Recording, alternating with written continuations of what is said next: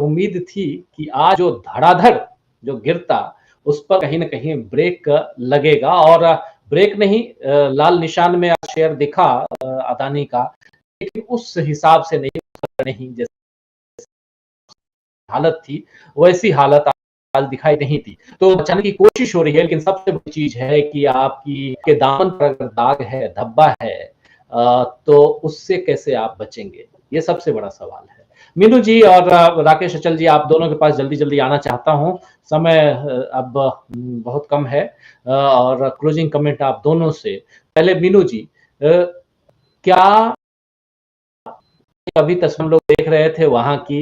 Constitution club की। चाहता हूँ बहुत नज़दीक से कांग्रेस की गतिविधियों पर आप नज़र रखें। क्या ये अभी से तैयारी हो रही है और एक तैयारी तो चल रही है, सरकार को घेरने की तैयारी, वो तो सब घेर ही रही है कांग्रेस पार्टी। दूसरी तरफ जो आज मीटिंग हुई है राहुल गांधी के साथ सिविल सोसाइटी की, ये क्या कुछ है और क्या बहुत जल्दी हम लोग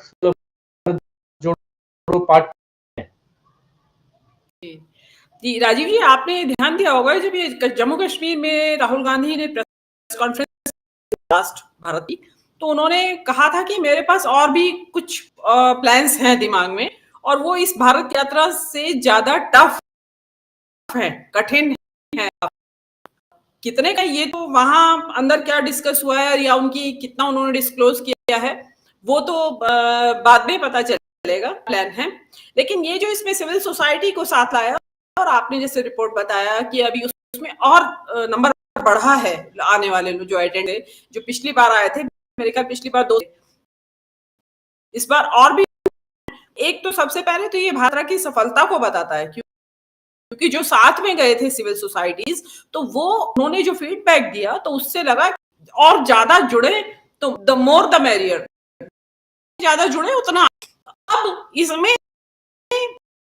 कहा भी जा रहा था वेस्ट टू ईस्ट होगी, तो अब ये किस तरीके से होगी, क्या स्टेट वाइज होगी या इलेक्शन बाउंड स्टेट्स में होगी कि जिनमें इलेक्शन ड्यू है वहां पे करे, समझो कर्नाटक में किया जाए या फिर तो तेलंगाना में है या फिर राजस्थान, छत्तीसगढ़ और मध्य प्रदेश में है कि उनकी ही यात्रा की जाए, अभी वो। लेकिन इसी दौरान एक चीज है जो मैंने आप सोच रही हूँ कि जो ये आज तो प्लान हुआ है कि भारत जोड़ने की यात्रा, अगर इसी दौरान ये भारत जोड़ो यात्रा सेकंड शुरू हो जाती है और इसी अडानी का मुद्दा जो है और बवाल खड़ा हो जाता है,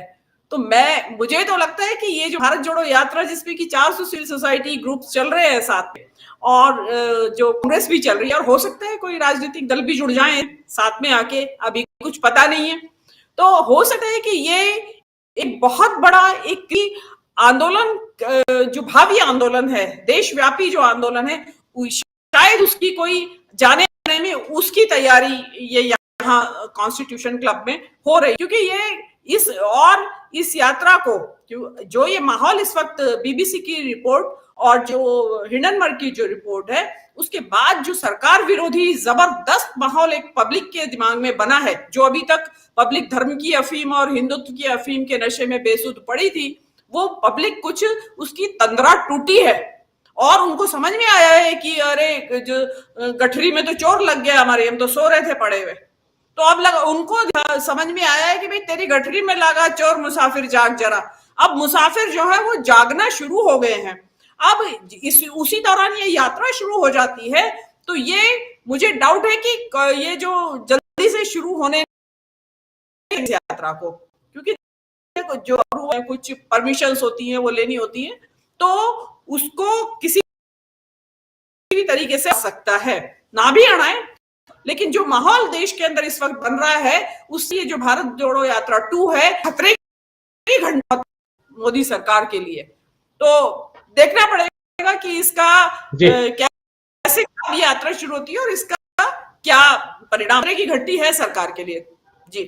जी बिल्कुल। और राकेश अचल जी के पास आना चाहता हूं, क्या कुछ वो देख रहे हैं? क्लोजिंग कमेंट राकेश अचल जी आपसे। भारत जोड़ा को बहुत नजदीक से हम सब ने देखा,